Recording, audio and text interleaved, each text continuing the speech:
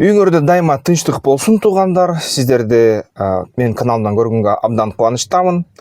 Албетте дүйнө жүзүндө геосаясий иштер дагы эле уланып атат. Мисалы үчүн Трамп ошо кайра Израилге кандай кепилдиктерди берип, Газага аскерлерди киргизем деп жатат да. Газага аскерлерди киргизип туруп, ушу Хамасты толук кырабыз дейт да. Хамастын калтырбайбыз дейт. Жана ошол аскер операциясын дайындап жатабыз деп жатат бир четинен. Бир четинен Израиль ага кичине бир таң калып атат. Бир Израиль эли бир четинен сүйүнүп атат. Сонун Трамп бизди коргойт экен, бул Хамасты жок кылат экен деп. Бир четинен айтып атышат, эгерде америкалыктар бияка кирип алса, анда биз өзүбүздүн таңдарыбызды чече албай калат экенбиз деп ойлоп атат да. Ушундай эки башка ой да, таң калыштуу. Анын сырткары Трамп дагы ошо Си Цзиньпин менен боло турган жолугушууну даярдап жатат. Ал Си Цзиньпин менен Трамптын Дональдтын саммити деп аталып атат, мындай дипломатиялык ошо тегеректерде. Жана ошо нерсе негизи ASEANга Чыгыш Тимордун кошулушу менен коштолуп атат. Бул деген ASEAN деген бул чоң бирикме, ошо Азия Тынч океан тараптагы. Ал жерде көп жылдан бери чоң элек болчу, анан ошо Чыгыш Тимор кошулган, бул деген жалпы. Жана ошо ASEAN өлкөлөрү Кытай менен атайын консультацияларды өткөрүп, ошо Трампка карама-каршы иш-аракеттерди жасаганга АКШга талкуулагандыгы бул деген региондогу ушундай саясий күчтөрдүн өзгөрүүлөрүн көрсөтүп жатат да. Саясий күчтөр өзгөрүп атат. Американ баягы дүйнөлүк бийлик, дүйнөлүк полиция болуп турган абалына коркунучтар түзүлүп атат да. Ошо өлкөлөр өзүнүн тагдырыбызды өзүбүз чечебиз деп атат. Же башкача айтканда Кытай ошо ASEAN өлкөлөрүнүн баарын өзүнө каратат. Ошондой нерсе болуп жатат. Ошондон Жапония, Тайвань коркуп жатат да. Түштүк Корея, башка ошондой өлкөлөр, Сингапур кичине ал нерсеге мындай коркунуч сезгендей болуп карап жатышат да. Ошондой нерселер болуп жатат. Албетте Трамп дагы дүйнөлүк ушу бүт аракеттерди эң чоң дүйнөдөгү нефть баягы кенине көз артып атат да. Ошол нефть кенине көз артып, дагы ошо Венесуэла менен согушка даярданып жаткан Гаянага. Гаяна аябай алсыз жөнөкөй мамлекет, бирок анын ичине америкалык аскерлер кирип атат, америкалык мындай куралдуу күчтөрү, атайын куралдар, атайын үйрөтүлгөн адамдар кирип атат, анан тынбай ушундай даярдыктар көрүлүп атат да. Венесуэланын тегерегинде болсо баягы кайыктарды, жарандык кайыктардан силер ошо ар кандай баягы банги заттарды ташып жатасыңар деп Трамп айыптап, армияга буйрук берип атат. Армия 3 кемени жок кылды, жана бир ушу баягы аталгандай суу астында калкып жүрүүчү кайыкты, кармашты дагы жардырышты. Ошодогу баягы банги заттарды чачыраттык дейт, элдерин өлтүрдүк дейт.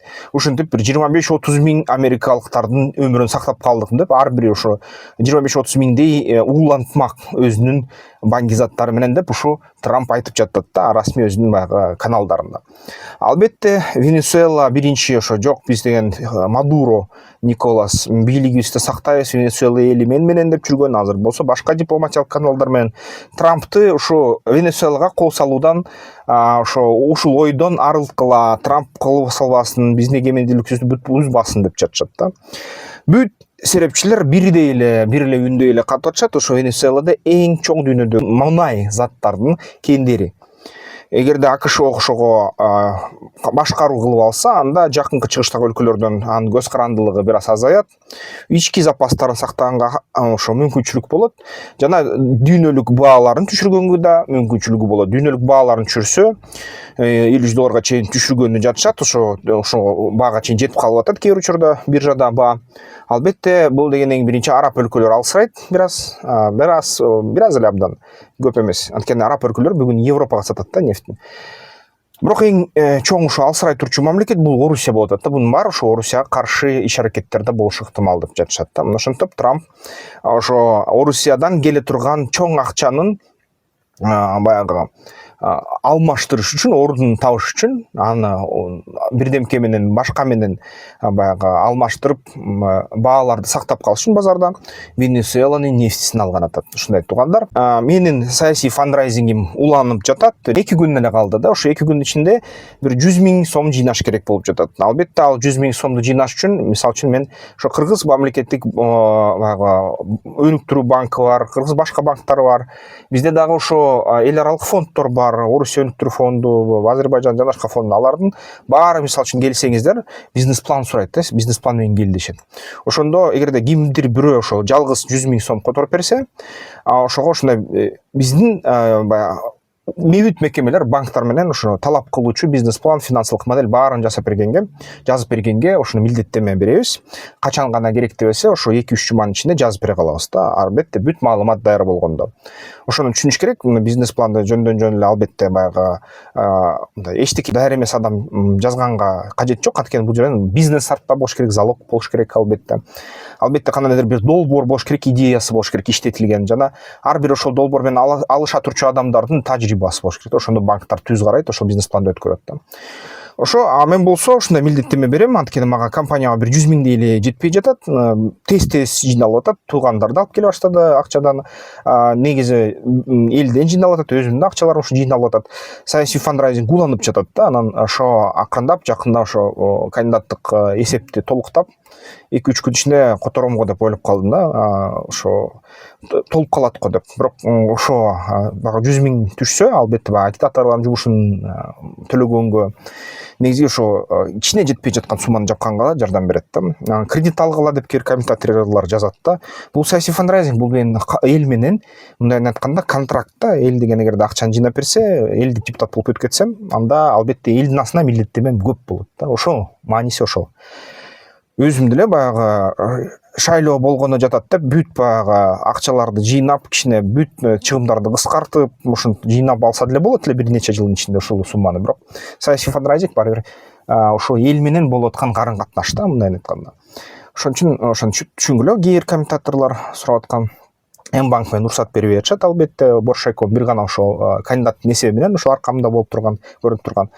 Ошол гана нерсе менен которсо болот да.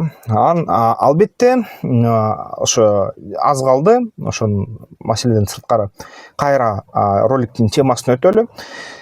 Ошол биздин мамлекетке кандай, мисалы үчүн кызыктуу нерсе болуп жатат. Путин жакынкы арада эле ошо мисалы үчүн Орусия негедир билбейм, 25-жылы Орусиянын эли жыргаш керек эле, о Кыргызстандан аябай көп товарлар келип атат, санкциялардан баягы мындай санкцияларга карама каршылык көрсөтүп биз ошо туруштук берип атабыз. Кыргыздарга чоң рахмат деп айтыш керек болчу да Орусия мамлекети. Бирок негедир тескерисинче да өзүнүн бутун аткандай болду.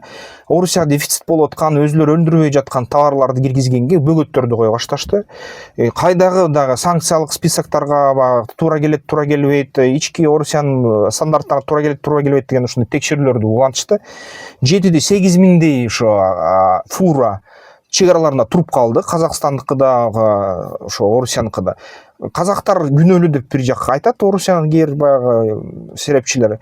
Болсо Казакстан болсо да биздин ишкерлер айтып атат, жок, орусиялык КППлерден ушул аябай жай өткөрүп атат. Аябай кечке карап атышат документтерди. Акча жыйнаткышкан окшойт бажы түзүмдөрү. Ушундай деп ойлоп калдык да. Бирок кечиресиздер, экономикаңар басаңдап атса, анда товарларды токтотсоңор, экономиканы огой бетер жоготосуңар да. Экономиканы талкалайсыңар, өзүңөрдүкүн. Биздикин да талкалайсыңар, өзүңөрдүкүн да талкалайсыңар. Ушундай суроо туулат да, эмнеге ушундай кылып жасатасыңар. Ошону түшүнгөнбү, же кандай болгон иши болсо, ошо Владимир Путин, Орусиянын президенти, жакынкы арада кайра ошо ЕАЭПтеги ошо Казакстан жана Кыргызстан тарабынан келген ошо товарлардын өткөрүүсүн ошо жеңилдеткиле деген милдеттеме бериптир, буйрук бериптир. Жана ошо товарлар кайра ошо милдеттеме кантпайма аткарылып атат, ал башка суроо да, бирок ушундай буйрук бериптир да. Жана кичине жеңилдеттир, кээ бир мурунку сурап аткан документтерди сурабай калыштыр да. Ушундай нерсе болду. Ошон үчүн туугандар, ким бизнес кылып жатат, Орусияга экспорт кылып жаткан кийим-кечек жана башка баягы темир тарсак кайра ушундай жаңылыктар келип атат да. Албетте ошо кайра бир чира текшерип алып туруп, балким ошо өтпөй жаткан товарларды өткөргөнгө мүмкүнчүлүк пайда болуп атат. Ушул нерсе менен пайдаланып алганда да. Алсысы кандай жергиликтүү жерлеринде аткарылып атат, ошо боюнча да комментарийге жазгыла. Ким болсо ошол чек арада туруп калсаңар болсо товар менен. ушундай. Туугандар, дагы бир суроо болду. Негизи ошо энергетика боюнча өткөн роликке суроо болду да. Электроунаалар көбөйүп кетсе энергетикасы эмне болот? Мен аны санадым. Бизге бир 800 миңдей электроуна керек. 800 миң электроуна бул 2 миллиард киловатт саат жылына да. Бул эмнени билдирет?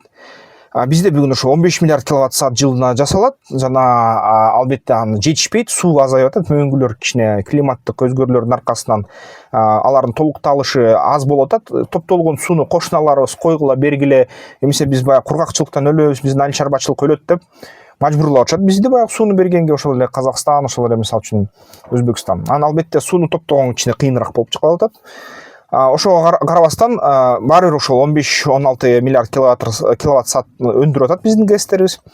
Эгерде ошо Камбарата долбоорлору баары бүтсө, Көкөмөрөн, Каскад жана башка суу самыр ГЭСтери ошо азыр эле иштеп жаткан ошо ГЭС долбоорлору ишке ашса, биз деген 20-25-19 миллиард киловатт саатка чейин чыгара баштайбыз. Ошондо 2 миллиард киловатт саатын дал ошол 800 миң 600 миң электроуна жешет да жыл сайын. Ушундай болот. Ошон үчүн азыр эгерде баарыңар бир заматта электроунааларды алмаштырып салсаңар, ошо бензин унааңарды электроунааларга, ошондо свет дефицити 2 миллиард киловатт саат болот да ошо жылына. Албетте дефицит болот. Ошон үчүн муну баары бир күндө баары жасабайт. Муну дагы топтош керек, акча топтош керек, аракет кылыш керек, дагы кайсы бир өзүңдүн пландаштырылган чыгымдарды кесиш керек болот, дагы шымаланып иштеш керек болот. Албетте ага баары бир убакыт кетет да. Ошон үчүн шашпай баягы Камбарата 2 жана Көкөмөрөн суу самыр ГЭСтер ишке киргиче акырын ушунда акчаны топтоп анан өтүш керек да, акырындап. 2-3 жылдын ичинде. 2-3 жылдын ичинде өтсөк, 2-3-5 жылдын ичинде ошо кошумча ГЭСтер өзү иштей баштаса, жана акырындап күн батареялар баягы энергетикасы өнүгө баштаса, күн батареялар иттей бекер болуп калат. Баягы сары ташка караганда үйлөрдү бетин каптаганга күн батареялар арзаныраак болуп атат да, панелдер. Анткени Кытайда иштетүү, өндүрүү өтө ашып кетти чектен. Ашып кеткен менен бирге сатканга айла табарбайышат. Ошон кытайлар ошо баягы акырындап сатуу базарларын издеп атат да, аябай арзандатып салышты ушу күн батареяларын. Күн батареялары Кыргыз мамлекетинин 40% баягы электр энергияга муктаждыгын жаап алат да. Анткени алар көбүнчө күндүз иштешет, күндүз берет электр энергияны, түнү койсо иштебейт да. Ошон үчүн Кыргызстанда ушундай энергетика болуп калыш керек. Бизге бир 18-19 квадрат километр эле күн батарея менен жаап салсак азыр талааларды же тоо этектерин же үйлөрдүн чатырларын, бизге чыгарчу энергия 26-27 миллиард киловатт саат жылына иштетип берет ушул күн батареялар. Бирок алар күндүз гана иштейт. Түнү болсо баягы биз деген электр энергияны суудан алышыбыз керек болот. Ошондо биз түнү ГЭСтин электр энергиясын алып турабыз. Күндүз күндүн электр энергиясын алып турабыз. Ошон үчүн бизге бир 18-19-20 миң чарчы километр ушундай площадь керек да, ошо микрогенератор, ошо күн электростанцияларын курганга да, мисалы үчүн ушул нерсе керек. Эми чекте бизде ошо кичине ал кыйыныраак деп атышат. Кичине баягы жерде назначениясын алуу, жерди алуу кичине бир маселе деп атышат эмки чекте. Ошону жасоо бир аз азыр мүчүлүштүктөргө ээ. Бирок аракетке берекет, акырындап кээ бир долбоорлор ишке ашып атат да. Ошон үчүн ошону мамлекеттик деңгээлде жана ошо жеке инвесторлордун деңгээлинде жасасак, ушу күн батарея, анын ар бир үй чарбачылык шаарларда чатырларын күн батарея менен жапса, ошондо биз ошол энергияны жасай алабыз да. Анан күндүз ошо күн жагып тургуча энергиябыз күндөн болот, түнү ГЭСтен болот да. Ошондо идеалдуу система болот. Биз ошо 20-30 миллиард киловатт саат жылына иштете алабыз. Ошондо биз отопленияны да электро кылабыз түнү менен. Электромобиль менен да иштешебиз, айыл чарбачылыкта да электро, ошо оор электроунааларды, сельхозтехниканы иштете алабыз да. Ушундай пикирлер бар. Ушундай туугандар, геосаясий мындай акыркы ошо энергетикалык маселелер эмне болуп атат, жер шарынын берки тарабында, экономикалык жактар жер шарынын бул тарабында кандай болуп атат, кыскача айтып чыктым. Кичине бир ирет ушундай тармактар камтылды ушул кичинекей ролигимде. Фандрайзинг уланып атат, ушул эсебиме акча түшүп атат. Рахмат колдогондорго. Кийин колдогондордун кээ бир аттарын айтып берем. Ошо туугандарыма да рахмат, Роза апа да. Эмки видеолорду көрүшкөнчө комментарийлерге жазгыла.